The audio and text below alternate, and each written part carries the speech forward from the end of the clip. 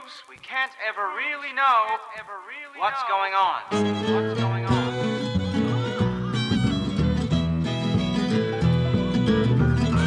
Appearances can be deceptive. Tom, I was just speculating about a hypothesis. I know I don't know nothing. Uncertainty. That is appropriate for matters of this world. There, we're in a tight spot. Hello, welcome to Framework, the only official lifestyle podcast for the legal personhood lifestyle. I am Al Schwartz. With me, as always, is John Bernard. Hello. Hail. Joining us today to hail Caesar and the hail the Coens is Brett Blake. Hi, I'm just an extra here today. Oh, so you get a sack lunch instead of a box lunch or whatever that is? Yeah, that's about it, yeah. Welcome back to the show, and thank you for jumping on to Hail Caesar, one of the less esteemed, I would say, or I wasn't sure anyone would go for this, and this was your first choice. You were like, Hail Caesar. Yeah, well, my first question, why this one? I would say this is no one's favorite Coen, but maybe if you're the oddball. No, it's definitely not my favorite Coen. But like you guys kind of know my MO, I think, by this point, and the listeners who listen probably know my MO, which is I like to come on and talk about the slightly under the radar, the slightly dark horse, the more unexplored corners of a director's filmography. And I did not see Hail Caesar when it initially came out. I didn't see it for the first time until last year. And not to give away the game too early, but I found it very entertaining, but also a film that I don't know if it really hangs together as a cohesive picture, but like minute to minute, scene to scene, it's a bunch of really enjoyable exchanges and beats and performances. We should probably keep a running tally of how many times we mentioned how this movie does not hang together as a cohesive whole. It's going to be 15 or 20. But yeah, I'm sure actually coming to it that way probably helps with some expectation setting. You probably heard it wasn't one of their best. And, right. To that end, this is the first, what are we on? This is the 17th Coen movie we've done now in this series. Yes, 17th. This is the first one of them that I would say improved in my estimation with this rewatch. And that sounds both like more significant praise for this movie and a bigger knock on the rest of the filmography than it really is.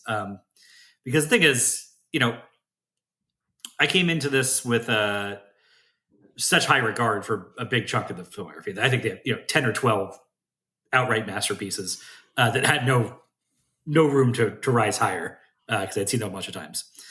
And then, there were No Country in Raising Arizona couldn't go any higher than they started. So there's this limited group for the ones that could potentially improve. But, Hudsucker, Manny wasn't there, Lady Killers, like none of them really got better with a rewatch. Inside Llewyn Davis, I thought might really I might turn out to love that one. And that's about where it started. This one got better, but not in some really revelatory way. I think my 2025 review is basically the same as my review from 2016. That it's basically a series of vignettes, and the parts are better than the sum. But some of those parts that fail to really hang together within the movie itself, I found they hang together better within this wider Coen-Oscopy.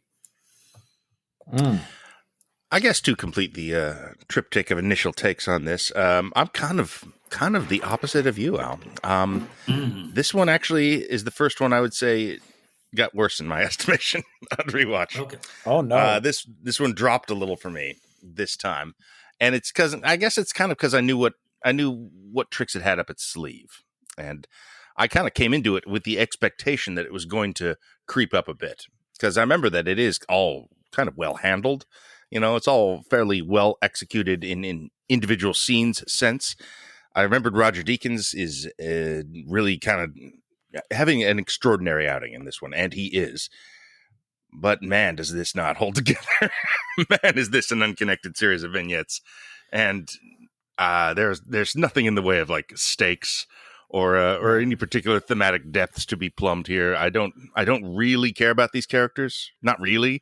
I kind of like, in a vague sense, celebrities being pleasant, but aside from a couple standouts, I would say, this is one of the shallower casts of characters in a Coen's film, and yeah, I mean, ultimately, I just don't think it's that funny of a concept. I think that's the problem. Is this is definitely one of their goofy comedies. It's in the vein of Hudsucker and Intolerable Cruelty or whatever. It's one of the least funny. It's like down there with Lady Killers in terms of laughs per minute. It's trying less than Lady Killers. It's not a disaster like that. They're not like making jokes and whiffing. It just seems like a lot of scenes play out without really having jokes in them. They sort of have a comedic perspective. Yeah, they're goofy, and it's but sort they're of not jokey. Sort of wry and droll sometimes, and just sort of like, yeah, that's amusingly slight. But laughing out loud, it didn't really happen in this for me. Yeah, I think that's fair. I think, what you're kind of hitting at there is like the general air of the picture, the general vibe of the picture, at least for me, I find kind of just consistently enjoyable. Like there's nothing. It's pleasant. It's pleasant. This isn't like an Intolerable Cruelty where it's like, no, I've only seen that movie once and it's for a very good reason because I found it very unpleasant to watch the first time I saw it. So it's like, this is not that. This is, I find, consistently very watchable, but there's not a lot of stuff that you can grasp at or find in terms of any kind of meaning or depth, even beyond just the fact that yes, maybe it's not the most laugh out loud comedy you've ever seen. I do think the movie is potentially trying to have something on its mind, but I don't really know what it is. It's like the opening shot of the movie is like, a depiction of the crucified Jesus Christ in a Catholic church as Josh Brolin is, going to go to his daily confession. There is a lot of, religious, the whole premise of the big prestige picture that's being made by Capitol Pictures, is this Ben-Hur style tale of the Christ. There's definitely some kind of religious thing that I think the Coens are trying to work in here. I don't think it ever comes to the surface in a way that sort of elevates the movie. They're equating motion pictures as modern day religion, and yeah. Okay, fair enough. That is unfortunately plays into some of the sort of stuff I don't like about inside Hollywood, quote unquote satires that are really more self-aggrandizing than anything. And this has its tongue in cheek about that self-aggrandizing element by, directly connecting it, that Eddie Mannix as being the guy who takes on the sins of Hollywood in service of, delivering to the masses the greatest stories ever told. But yeah, I mean, like, you couldn't play that straight because I would mail you a firebomb if you did. But again, this is not goofy or biting enough to really like land, like, Burn After Reading lands its satire because it's vicious. And it's mean. I think maybe that's another thing, like a way that this movie clangs a little bit with a lot of like Coen heads even is that not just the jokes aren't as sharp as in their better comedies, but thematically it's way out of step with what they're known for. This is not a nihilistic movie. Unless you just take it all as being completely sarcastic, which I suppose is one way of just bringing it into line. If you do that, though, the movie is about nothing at all. Absolutely. Like there's no purpose for this film if it's sarcastic. Even if that was the intention, it would be weird for them to not land that by such a big margin here when they have successfully done it with Burn After Reading, and I'd say even more successfully with Hudsucker. We talked about, we weren't even sure that that's what they was trying to do, but that's a more successful if you do it through the lens that's a of more sarcasm. cynical. This is this also for me, I mean, the religious aspect is a thing. It almost feels a little grafted on because they're so plainly not taking the Roman epic seriously. It's they're playing it up as a goof. It's more about some sort of a philosophical clash between communism and capitalism as well. And maybe it's pro-capitalism. I'm not entirely sure. It certainly is. It admires Eddie Mannix in a way that that Coen Brothers protagonists are not usually deified, but he's kind of just this ubermensch within this capital pictures, actually. The villains are ostensibly a bunch of communist blacklisted writers, but they're hardly functional as villains. Yeah, I mean, it's weird which to I even think say is they're also some of the villains. point. Yeah. And that's the point. But still, it's like, what are we getting at here? Well, Yeah. it's hard to explicate the film's views on these issues. It just brings them up a lot. Well, it's hard to do it within the film itself. Like I said, this is the stuff that, like, viewing it as part of this wider Coen-Oscopy. Yeah, okay, that capitalism communism clash, that goes back to the opening narration of their debut feature. Sure, it's always kind of there. Yes, and sometimes more so.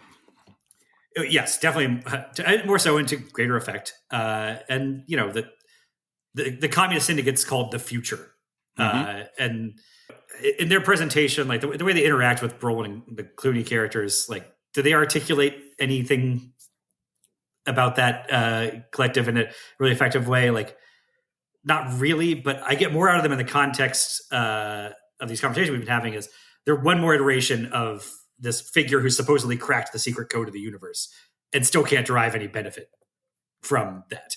That they are in that lineage with the brother from A Serious Man and whoever else. And is the Lockheed representative like the best character in the Coens filmography? I mean, no, but but seeing him as part of like this, line of characters hounding their protagonists for debts or answers over the phone, that makes me incrementally more interested in those scenes. The ransom money sinking into the ocean. It's a pretty weak punchline on the terms of this movie, but I appreciate it a little bit more as like the fifth case of ill-gotten cash that goes missing in one of these.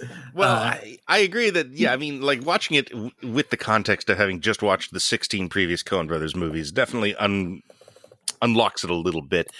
It also kind of reveals the rote nature of a lot of this stuff, and it is the least impactful version of it in many ways in this film. And that dings it for me as much as it brings it up or puts it in a continuity. I'm kind of just like, oh yeah, okay, well, business as usual here, but to lesser effect. I don't want to come out and I'm not anti this movie. It's fine. It's, it's nice enough. It's just tough to match what we've already been talking about here. There's so many high bars that they've hit, and this is kind of like reaching for the same bars and not quite clearing it, but trying to do a lot of different things at once. They've said this better before, I guess, is my overarching point on Hail Caesar. Yeah. Okay. I do think, one thing I think this does bring to the table. Now, obviously, I haven't gone through the Coen's filmography in the short period of time like you gentlemen have in this short duration.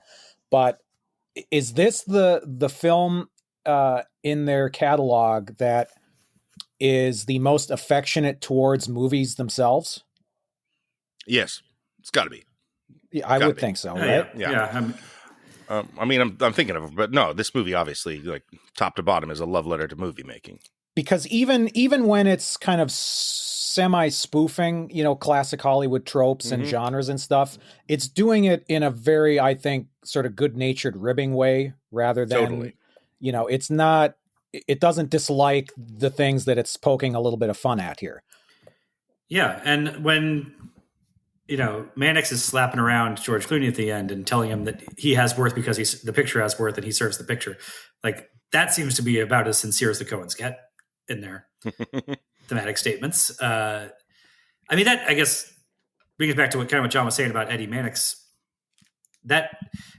Is that one of the Coen's best characters? I don't think he's even in the top two Josh Brolin characters in Coen movies. No. But I do find that character more interesting if I'm looking at him as, in a lineage that includes Barton Fink and Llewyn Davis, and how he is the one of these figures that the Coens allow to, like, ultimately be a sincere romantic about the sanctity of producing art, even though he's not the artist himself. I don't think they could allow an actual writer or a singer to make that kind of impassioned speech about the picture having worth. and you having worth of either the picture. He's sort of a foot soldier in service of the art. It's fascinating because you would think that the studio head, or the head of physical production, as Mannix is not a character that would earn the Coens' esteem or respect, especially when they put their creatives through the ringer so hard historically. But, he is probably the most successful striver and, regular protagonist in the Coen brothers filmography. And he's kind of just a studio guy. He's a fixer in a way. He solves problems. And maybe it is that detachment from the art itself that allows him to be that. Or maybe he's the capitalist Supermensch. I'm not entirely sure. If he was a pure figure, if he was an Ayn Rand hero, then he would take the job at Lockheed. Yeah, that's right. That's true. And we probably wouldn't be subjected to him going to, daily confession. Like, I think there's some quirk to the character here where whether it's prototypical Catholic guilt or something else, this sort of a compulsion that he feels he must go to confession every day means he's not fully at peace with what he's doing. Now, he may get to that point by the end of the movie. We don't see what happens to him the next day. Does he go back to confession again, or does he sort of like a renewed man at the end of this movie? Oh, he definitely goes back. He probably does, yeah. And I'm sure the priest is very excited to see him again. He loves the Coens love a cyclical ending, and this is almost as cyclical as Llewyn Davis in terms of ending where it began with his morning routine. Yeah, but Eddie Mannix is going to be just fine. That's sort of the point. That is also what the final voiceover says, tells us explicitly. But yeah, no, I mean, you're right. If he was a Randian hero, he would be going to confession daily and demanding the police or that the priest apologize to him. It's something different than that. They have more affection for him than that. He's kind of just an uncomplicated good guy, which is, I think, one of the limitations. I like Brolin's presence very much. I like his look. I like his Walt Disney mustache. I mean, he has sort of a kinship with, I don't know. Are they going for? I mean, I think they're going for Disney a little bit here. But those old titans of industry, Samuel Goldwyn kind of guys, seems to be the vibe they're pursuing with his look and demeanor.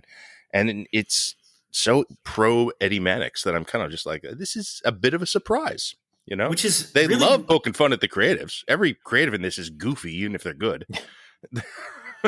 Some are just complete buffoons like Clooney.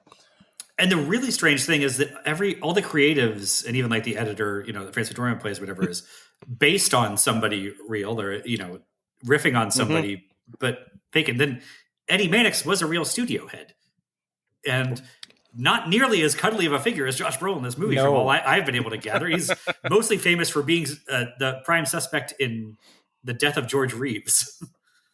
Jeez. Okay. I didn't realize that. Wow. Yeah, I was surprised given that, a lot of these characters are thinly veiled composites or stand-ins, that they used a real guy for Brolin, which I thought is a little unusual given if people want to go look up sort of the real guy. Definitely not quite the way he's portrayed in this movie. So I mean, it's unusual within the walls of this movie that he's the only right who's a real it's figure. Weird, actually. Yeah, I mean, even Capitol Picture's not real. Right, that's crazy. Okay, I didn't realize that, especially the George Reeves thing. That's crazy. I suppose that they do. He does meet somebody in the Wallace Beery conference room or something like that. So maybe there is one other, and Danny Kaye gets dropped. Yeah, there's a couple of. They don't appear on stream. Yeah, I almost wish they didn't do that. Keep it completely fictionalized. Mm-hmm. It's almost odd to have Danny Kaye mentioned, but he is. I think I give him a pass on that just because it is they Coen Brothers' comedic sensibilities are still sharp enough to know that making it Danny Kaye instead of Bing Crosby is 60% funnier. Mm-hmm. Sure, that's true. When we're measuring the funniness of these, Clooney again can just pull this sort of thing off. We'll get to the cast and their efforts. I don't think anyone's really putting a foot wrong here, performance wise. In truth, ultimately, what it feels like to me is the reason this film exists is because of their love for films, though, of classic Hollywood 1950s. Yeah. And they wanted to restage a Busby Berkeley musical number and a singing cowboy thing and a Sailors in Town musical sequence, and all this stuff is a passion for film that they have. That they wanted to build a narrative around that. Unfortunately for me, these are all the kind of movies that I don't like from that era. Oh, come on. Me too. That's one of my problems with this is that these are types of movies that I don't have inherent affection for. Yeah. They're just before my time, and maybe that makes me a Philistine. But no, there's old movies I really love, but like 1920s era silent comedies, I have great affection for, or Hitchcock, who's making movies around this time. These kind of things, the big water nymph musical numbers, and or Roy Rogers. I just, these things grate on my nerves, to be honest. Yeah, I'm not going to defend those two particular kinds of films, but I will go to bat for the big sword and sandal Roman biblical epic style stuff. those are it too. Yeah, I like those better. That's best of them all. And those are my favorite sequences of the fake movies in this, actually. But the problem I think we're identifying here, you said that they wanted to build a narrative around that, except I don't think they really wanted to build the narrative around it, and I don't think they necessarily did build up much of a narrative around it. So this becomes more almost a sketch comedy movie. I mean, and that's maybe what I'm starting to see here. I think maybe the Coens are losing some of their passion for movie making post, I'm going to say, True Grit. And if not their passion, then at least their attention span. You see that we talked about Llewyn Davis. I mean, you never know how seriously to take what they say about their process. But if we take it on face value, what they says that they realized that as they're writing Llewyn Davis, they didn't have a narrative, and so they put the cat in there to sort of tie it together a bit. And then they've got these various sketches about Capitol Pictures and different kinds of old movie homages, and they knit it together, but like you're saying, not with the most care. And then from here, we're going to go into Buster Scruggs, which is a full-blown anthology, which this is almost an accidental anthology just because the connecting pieces are so slapdash. It's interesting. It's a progression of them becoming less interested in narrative. Mm-hmm. Yeah, that's for sure. Or at least feature-length narrative. Which I kind of understand. Once you've done No Country for Old Men and True Grit and everything they did in the 90s, maybe there are kind of no more narrative worlds to conquer to a certain degree, and you can just kind of pursue your whims a little more. But I suppose so. This is the kind of movie you make when you're a little bored, I'm afraid, was a thought I had. There's not much to prove anymore. Coming off Llewyn Davis, which I'm not the hugest fan of, but I have to admit, I think it's kind of an incredible movie to make that late in your career. I think that there's a lot about it that is really quite remarkable from a filmmaking standpoint, and just the things that movie is exploring. That's wild stuff to be approaching from where they stood. This one feels but not from exactly the perspective what you of a do. tight narrative. No, not from the perspective of a tight narrative, but it is experimental in a way. It is a film. They're pursuing something. They have an idea, and they're kind of hitting it. This is exactly what you do when you're kind of just what next? I don't know. Well, you know what? We've got this idea about doing a Roman thing. Maybe it feels like that a little bit. That we've kind of we've won. Now what? It definitely feels to me like they had written the scene of the religious leaders consulting on Ben-Hur. Who knows, 20 years ago, 30 years ago. They've been saying that for a long time. This is a really good scene. We need to use that movie at some point. And then we have this other kind of half-baked idea about a movie star being kidnapped by blacklisted communists. And maybe we can find a way to put those together. And I mean, let's be positive for a minute here. Sure. The scene with the religious leaders is one of the best scenes in their entire filmography. It's really funny. It's great. Yeah. I feel like there's a 20-minute version of that scene that's incredible too. Yeah. I kind of wish I'd like to see the uncut version of it. Robert Picardo is maybe my favorite performance in the film. He's got, 8 lines in that scene, but man, is he great. He's so funny in there. I mean, I got to give it to Alden Ehrenreich overall, but he's absolutely, he's just coming in there throwing heat, and he has the absolute perfect capper punchline on the whole scene. I haven't an opinion. I do think something else the movie feels like is it sort of feels like, okay, we've got this sort of general idea for, comedy concepts, comedy scenes set around film production, but we can get, Ray Fiennes for 2 days. We can get Tilda Swinton for an afternoon. We can get Channing Tatum for a day and a half. It's like a lot of these, they're such small parts of the movie. And obviously Frances McDormand, I think, is in the movie for about 55 seconds or something like that. I mean, still great. Oh yeah. But it doesn't contribute to a feeling of cohesiveness or a larger sort of texture or picture when we don't really get to spend a lot of time with anybody other than, say, maybe 3 key players. Brolin, Clooney, Ehrenreich, I would say, are the 3 kind of leads of this, if you will. I mean, are they the only people that get more than 2 scenes? Roughly. Pretty much. I mean, there's some, some incidental communists flaunting around here. Yeah, I suppose, yeah. But those scenes, the communist scenes, I'm kind of waiting to break open like that religious leader scene does, and they never quite do. So you never really have a grasp on any of them individually beyond just like, hey, there's Fred Melamed. There's Fisher Stevens. That's about as much as any of them. David Krumholtz, there he is. Yeah. You get the Krumholtz as the curmudgeon of the bunch, but that's about all you can say. And that one guy from Girls, just has the creepiest way of taking a picture. Oh, the photographer guy? Yeah. Yeah, it's impressive with no line. This is how he makes me dislike that guy. With a single smirk. You know what that guy reminded me of? And I'm sure this wasn't intentional. It was a connection I made. Towards the end of Martin Scorsese's The Aviator, when DiCaprio is being ushered into the back room because he's freaking out after the Spruce Goose flight, Scorsese will just cut to these handlers who are almost looking directly at the camera, deliberately very creepy. And it's like they're looking at DiCaprio's Howard Hughes. That's the same energy that photographer guy has in the communist hideout in this movie. Off-putting, disconcerting for no real purpose. But I liked it. Yeah, I got to rewatch The Aviator, by the way. It's been a while on that one, and I remember it being excellent. I like it a lot. Yeah. Kind of a more interesting love letter to this era of Hollywood, in a way. I haven't seen it, so I couldn't tell you. Yeah. It's not even about that, but still has, it's Katharine Hepburn in movies.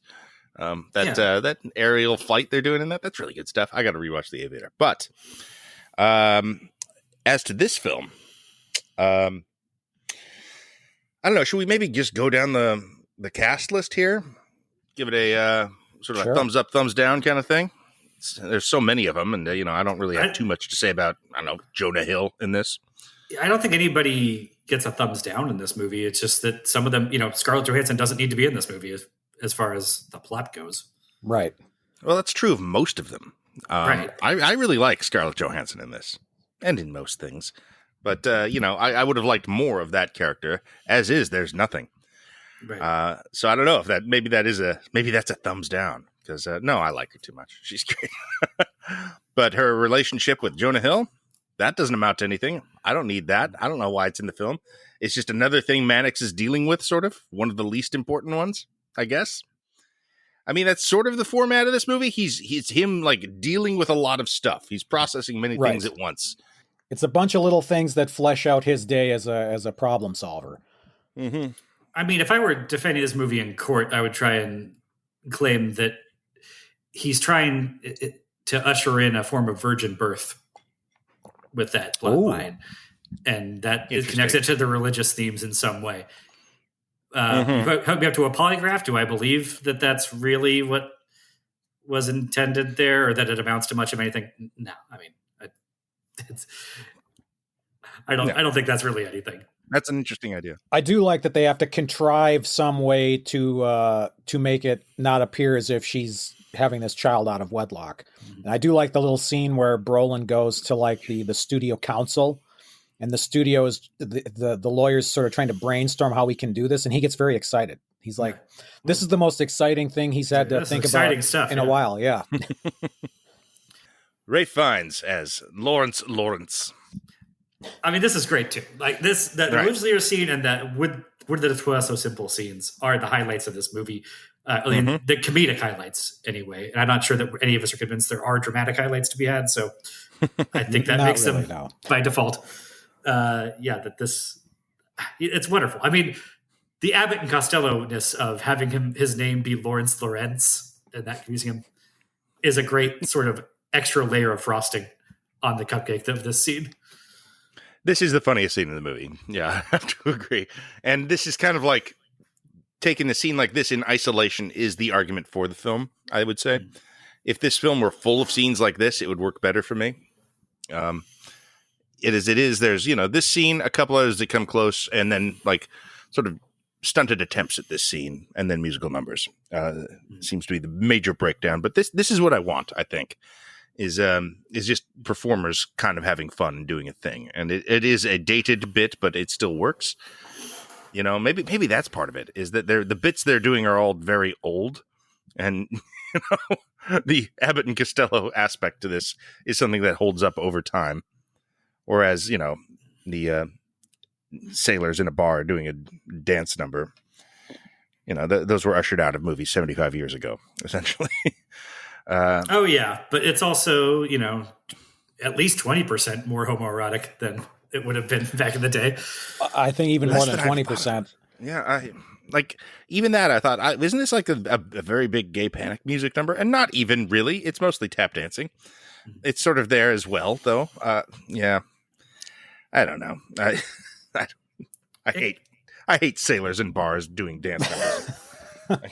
I do like some of the choreography in there. I like when Channing Tatum is on top of the bar and he's trying to like kick the bottles, but the bartender is removing them before he can do it. Like that feels like a little touch that could have been in a 40s or 50s musical. Yeah, that's true. Yeah, it's not as virtuoso as some other things, though. No. Like it's not like I'm not like, whoa, look what they're doing here. I mean, I've seen Channing Tatum do numbers of that sort. That's his thing. And this isn't going in any Channing Tatum highlight reels.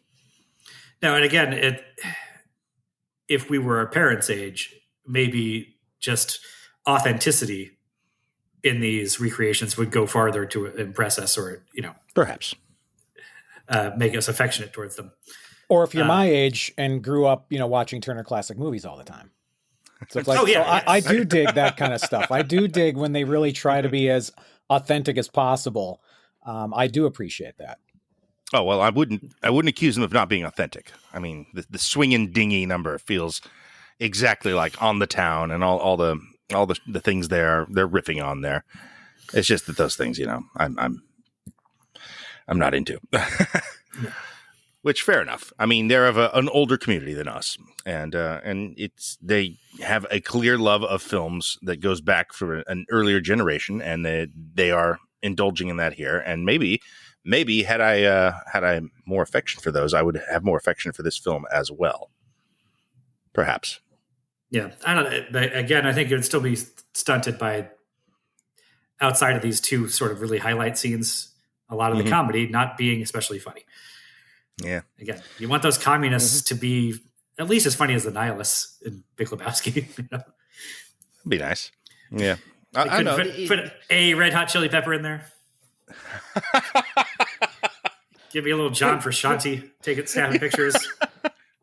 That would be fun. That would be fun. If Henry Rollins was communist. Sure. But I mean, it's all people that you would expect for them to cast there, I suppose. Who's the guy, the dude from Mad Men? He always plays annoying guys. I saw him in there. I was like, oh, he's perfect. What's his name? Patrick Fischler. That's who he is. Oh, yeah. Okay. Yeah. What do you mean? The guy from Mulholland Drive. That's what. Yes. The guy from Mulholland Drive. Yeah. Again, there's so many like recognizable character actors there that you think like, oh, there must be a few more minutes on the cutting room floor of these guys doing comedy bits. But Melamed has nothing. They give like nothing to Melamed. Does he even have a line? Maybe he's cutting the sandwiches. Maybe I think he says he tells the dog to be quiet. He establishes that the dog is named Engels, which I mean, the Coen brothers kind of like discovered Fred Melamed for me. They were his breakout role and all that. So I don't understand how they can let themselves get away with this kind of criminal underuse of Melamed. Yeah, give him like the big talking communist. Exactly. Role, at least there's one that talks more than the rest. Give that to Melamed. Whatever. It's all a bunch of guys like that. And what am I to make of this scene where they're putting the puzzle together? It is just almost an entirely white landscape. They're putting in the last piece, and it doesn't fit in the hole that is missing. So like this is like symbolism in search of a meaning here. What is going on? What do you mean? What do you make of that? Have you just been muting me when I talk for the last 16 episodes? It's not that. It's dumb. It's exactly. This is my overarching theory of the Coens. As these are the people that supposedly have figured out the keys to the universe. Here's a very literal comedic representation of them. The last piece doesn't fit, and they're flummoxed by it. They're very pleased with themselves. And then they're like, wait a minute. Okay. It's not the best articulation of this thing that we've been over 15 times now, but it only fits because of 16 movies of following this through line and thread. It in the context of this movie, it's meaningless. Yeah, well, I mean, same thing with communism as a whole here, I feel. Okay, yeah. It's true. I'll just say the puzzle did get a smile out of me when it appeared on screen, so. I do find it, I guess, kind of interesting, or almost interesting, let's say, that the communists specifically refer to themselves as the future. The Lockheed guy also sort of refers to aviation and what they're doing as the future. And he shows them the nuclear test picture from Bikini Atoll as a sort of more horrifying vision of the future. And as a selling tactic, I was surprised. Yeah. But he also presents it as says that aviation is serious. It's serious business. Right. These are serious people. Brolin should be a serious man by joining the capitalist vision of the future, which also may just be a mushroom cloud. This is look, there is definitely the love letter to filmmaking and the magic store is really, really evident here. Like if there's a through line, that's it. That's got to be the main thing. And so much so that this communism, capitalism dichotomy or the religious angle to this almost feels like extraneous to the main point, which is ain't movies great. And that's sort of the heartblood of the thing, I think, because of scenes like that. Or maybe it's just those are the scenes that hit the most. Yeah, that's where the attention goes. So that's the thing that works for me. Yeah, it's not a sort of strangled and confused messaging. Like I mean, it could be that the communist angle here is not so much for thematic purposes, just more as it is like, okay, the Coens want to play around in this time period of Hollywood. Well, the blacklist was, still a cloud that was hanging over Hollywood at this time. So they incorporate that element into the story. It could be that simple. There might not be some secret meaning they're trying to impart to us, or maybe there is some meaning they're trying to, I don't know, but that is an option. I kind of think that the communists are just the cat from Llewyn Davis, that they were looking for some sort of thread to tie some narrative, tie sketches together. Yeah. Well, I wish they'd had more fun with them in that case. I feel like the effort is there, but it's not, it didn't quite come together for me. The best stuff about those sequences is honestly just the way Deakins shoots that house on the coast. It looks really cool, and I can't quite explicate to what end, but it's still great to look at those scenes.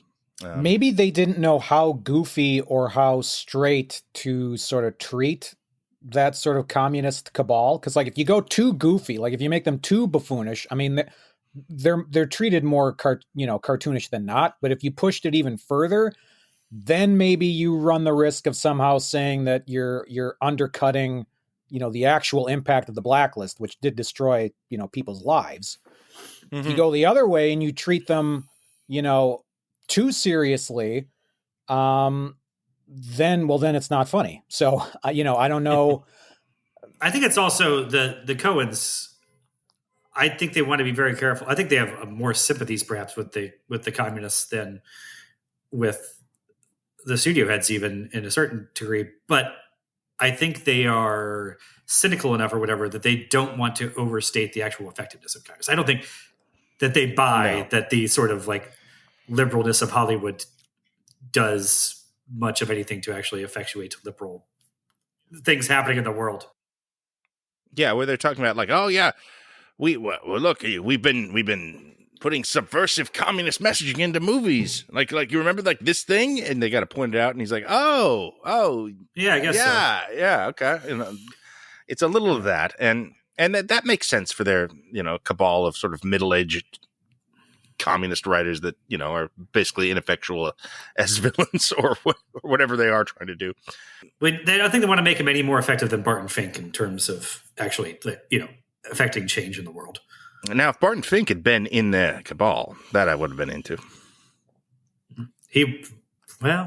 Probably would. It depends. Yeah, I guess he would have been. He's a few years later, actually, would be. No, he was before because he was 1941. Is that right? Oh, D-Day, well, he should have been. This is 1950.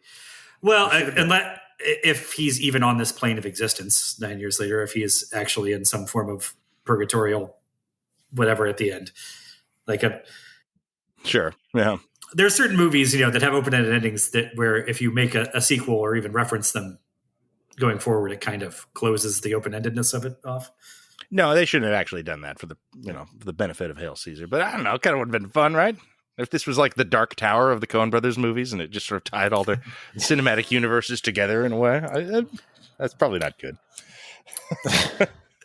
Yeah, I don't know.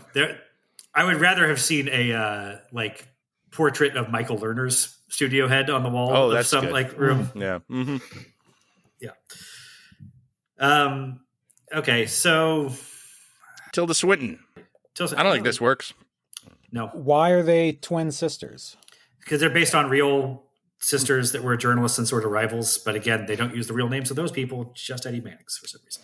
But what does this movie specifically gain by making them two separate characters instead of just one character? Especially since they are played the exact same way. There's no difference between them in their look. It's a little bit of comic confusion added to those scenes of Eddie being harried by various different things. I guess. Again, I'm using air quotes here. It's ostensibly, it's not funnier, but it's more comedic in tone. Yes. There's this extra layer of, it's this layer of extra confusion on it.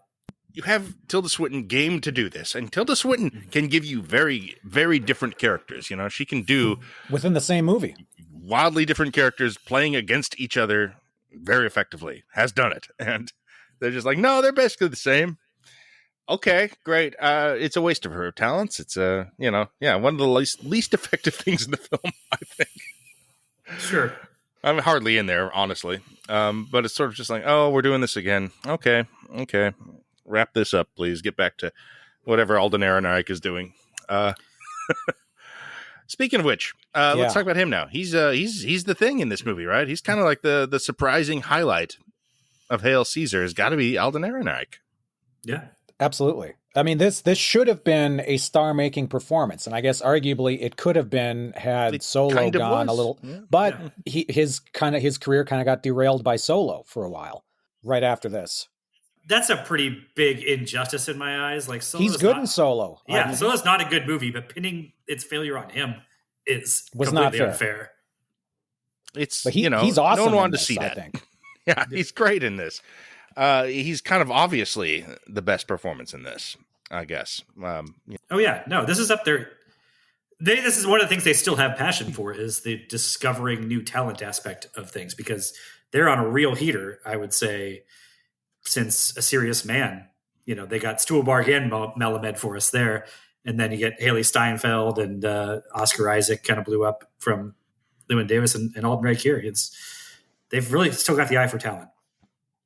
And I think what works really well about both his performance and how the character is presented is like the dumber version of the movie is probably one where the movie is really more pointedly making fun of this sort of yokel, this kind of, they would position him more as a hick. And there is obviously some of that. I think his second scene is him picking beans out of his teeth when he's, eating lunch. But I think the movie has a lot of sympathy for this character and likes him a lot. And he shows himself to be a lot more clever and shrewd than just sort of his initial presentation might lead you to believe. And hyper competent. He's really excellent at everything except for the job he's assigned to do with Lawrence Lorenz, which is just a misapplication of his talents. It's a miscasting. It's not his fault. He's an incredible talent at the cowboy stuff, and then he's actually a pretty, much like Eddie Mannix, one of the more competent characters in the Coens filmography. You don't see a lot of competence, particularly in their broad comedies like this. It's almost an odd fit for them to have competent characters running around like Eddie Mannix and Obie Doyle. It's almost strange to see affection directed towards these characters from them in a way. I think it makes a lot of sense with the Ehrenreich performance. It's very likable. Like he's really charming in this role.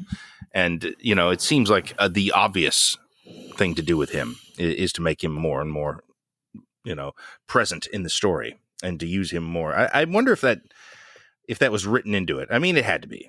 You don't rewrite the role for Alden Ehrenreich, I suppose. But, it's a great use of him.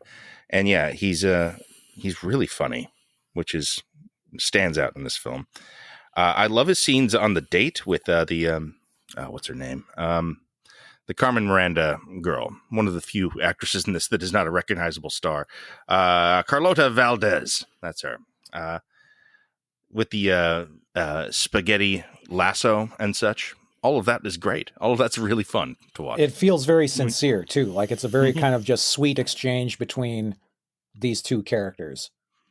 Yeah, we also don't get enough of them to I wish together to really care about that. I'd be happy if that was like a whole other movie. It was just like, what if they, had a night on the town in Hollywood in the 1950s? Like, I'd watch that movie. Like a Before Sunrise? Yeah. It would probably be really charming. Well, I mean, the other thing about this, I was thinking of it in connection to Once Upon a Time in Hollywood, which I think does kind of that, again, very different sensibility coming from Tarantino, but structurally kind of does what you're getting at there. It's sort of days in the life of some people in a different era of Hollywood that's kind of lovingly recreated. And there's also a sincerity in the lead relationship between DiCaprio and Pitt in that movie as well. I mean, you could say this is, the Coen brothers version of that film. This is kind of like all the great directors kind of want to make a movie about making movies at some point or another. And this has got to be the Coen's version of that. It's one of the less successful ones, I think. I know these are never your favorite, Al. Yeah. But, there is a legitimate legacy of great filmmakers making these, Scorsese's done it. Spielberg's done it. Fincher. Tarantino might have one of the most successful ones, actually. Yeah, Once Upon a Time is not my favorite Tarantino movie, but I don't think the comparison to it does this movie any favors. No, not at all. No. Mm-hmm. Even still, it is kind of going into an era, and I think the comparison is a little unavoidable. Actually, it's an era of Hollywood that fascinates the filmmaker. Like it's a little later on because Tarantino's a little younger than the Coens, I suppose, but it feels like that. Yeah. What that movie does that this one refuses to do is, have a really strong narrative spine as well, and characters that you can invest in a little bit more. And Tarantino is able to juggle tone. I mean, the Coens can juggle tone too, but sure can. Tarantino can do, really funny scenes and then scenes of just shocking violence within the same film. And that is sort of more one of his calling cards than it is with the Coens, even though they've done that too. Yeah, shocking violence is certainly something that they have dealt in and done so effectively, but it's not the same as in the Tarantino version. And one of the things I think that they have a harder time juggling or blending in is sincerity, which Tarantino also, not a calling card of his pre Once Upon a Time, perhaps. He can dabble in it. It's Once Upon a Time surprisingly. Jackie Brown. Yeah, that's true. And that, the Coens have done it. Like Raising Arizona is fairly sincere in its sentimentality. I don't know. It's still pretty goofy, cartoony in its sentimentality. But it's that, Well, this isn't a and sex again, movie. like Yeah, this is- I mean, by their standards, I would say it is, and by my standards, this is the worst thing to get sentimental about, which is the smell of how great movies are. Yeah, the smell of one's own farts is one of the last things I want to see them waxing on about the poetic beauty of. Yeah. There's a lot of people that just kind of pop up in small roles here. It's a nice Wayne little Knight. surprise. Wayne Knight. What happened with Wayne Knight? My God, like he He didn't lost stop weight and nobody working. knew what to do with him. I guess that's it. Yeah. Yeah. Mm-hmm. There's that line in the 30 Rock episode where Jenna has gained weight and Baldwin says to Tina Fey, she either needs to lose 20 pounds or gain 60. Anything in between has no place on TV. That may be where Wayne Knight's in that hinterland here. Oh, well, poor guy. I mean, I'm sure he's doing fine. Man has Seinfeld, Jurassic Park, 30 Rock money. Yeah. Yeah. He was all over the place in the 90s. You would think he would have got a TV show out of that or something. Ah, well. Yeah. Clancy Brown, one of my favorites. I thought that was fun, seeing him as a centurion. Yeah, he's pretty great. In his brief appearance. I'm more impressed that they could find like an unknown like Aaron Reich, because the rest of this movie makes it so clear that they just have incredible actors and character actors lining up to work with them. Oh, yeah. However brief of a duration. I don't think Wayne Knight has a line, but I don't think so. he has an important plot function, though, and as far as that goes within this movie. He's a protagonist for 5 minutes. Yes. Yeah. And people are willing to just do it. You know, Clancy Brown will show up to deliver 4 lines, and he'll do it well because he's a fucking professional. Yeah, I mean, they have an incredible Rolodex at this point. 17 films in, Oscar winners, esteemed, beloved filmmakers. Of course, they can get pretty much anyone they want. And this feels like the one where they're just kind of calling everyone in and being like, yeah, let's just do it. We're going to do it, in LA. It's going to be, show up for 4 days. It's going to be fun. And we're going to put as many people in it as possible. And, I don't know, maybe they had earned the right to do that, but, it's kind of cart before the horse, I guess. It's sort of the story of the film for me, is all this stuff. It doesn't have an ultimate result that makes it all worthwhile for me. Yeah, I mean, I said it's not completely meaningless. It's just it's hard. What is there is sort of dangerous territory. Like I said, it's a movie about how great making movies is and how important movies are, and that's sort of especially hard to swallow from the Coen brothers because they're known for being these extreme cynics. Mm-hmm. And I don't think that's fair. I pulled up the final sort of monologue that Clooney's giving at the feet of the cross here, and it feels to me like this is them really addressing head on the accusations of nihilism or misanthropy. Clooney's saying about Jesus on the cross there that he saw my own sin, Gracchus, and greed, but in his eyes I saw no shadow of reproach. I saw only the light of God.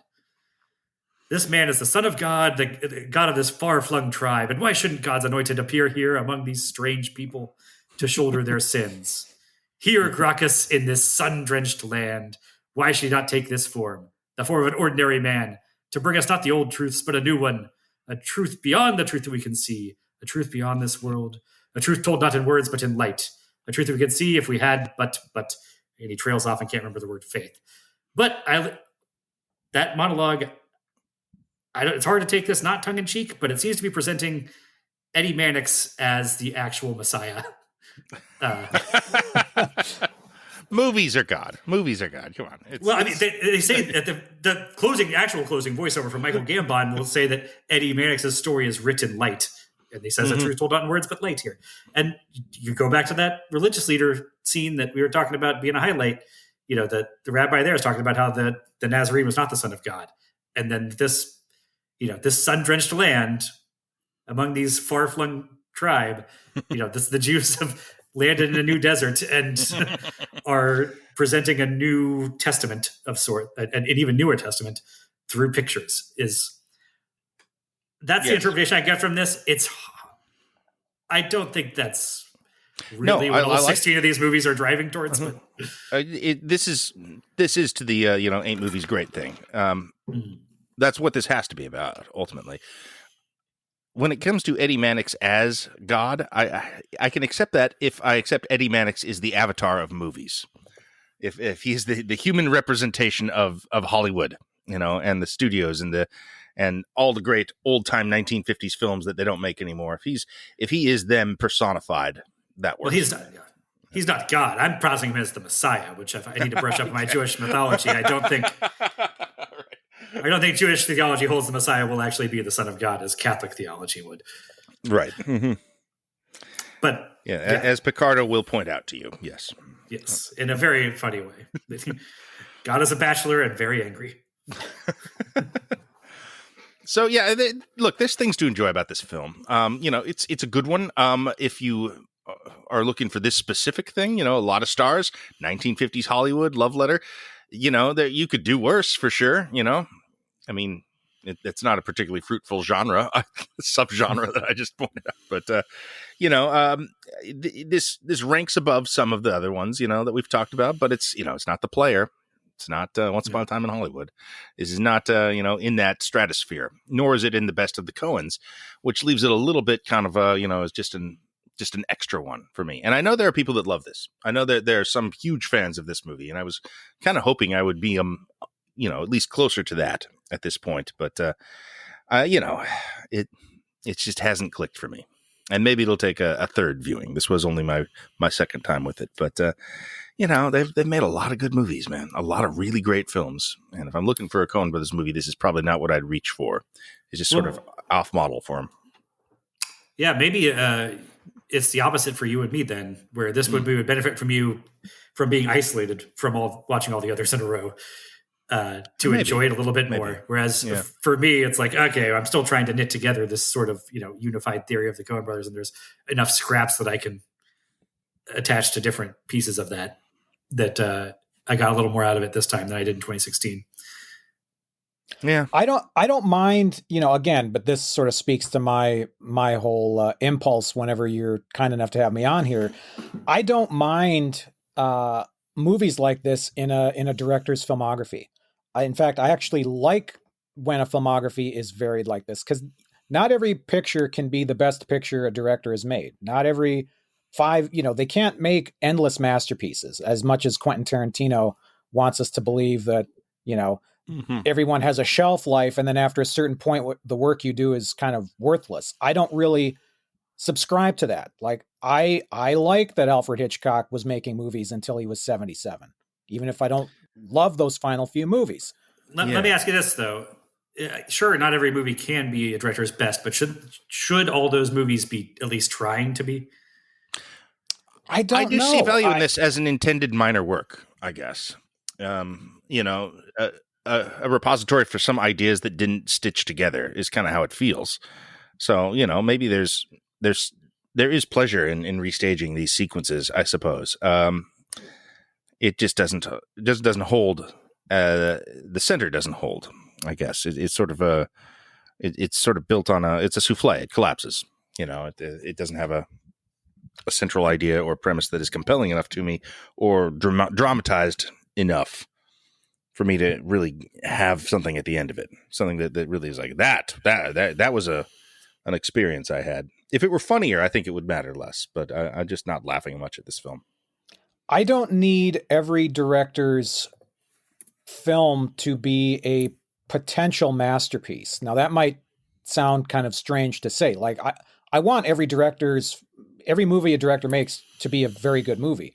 But I think sometimes just by choice of material, there will be kind of an inherent ceiling, perhaps.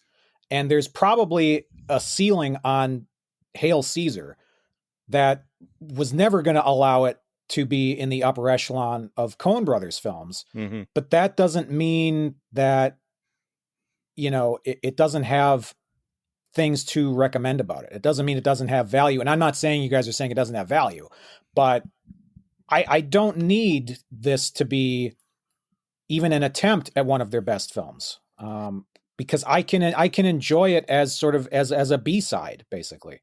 Yeah, I see what you're saying there, but my criticism is mainly that I don't think this, even if this movie has a sort of lower ceiling than by virtue of the material, I don't know that this movie actually reaches that ceiling. Well, that's fair. That sure. I think there's value here. It's just highly concentrated in two specific scenes. A couple areas, yeah.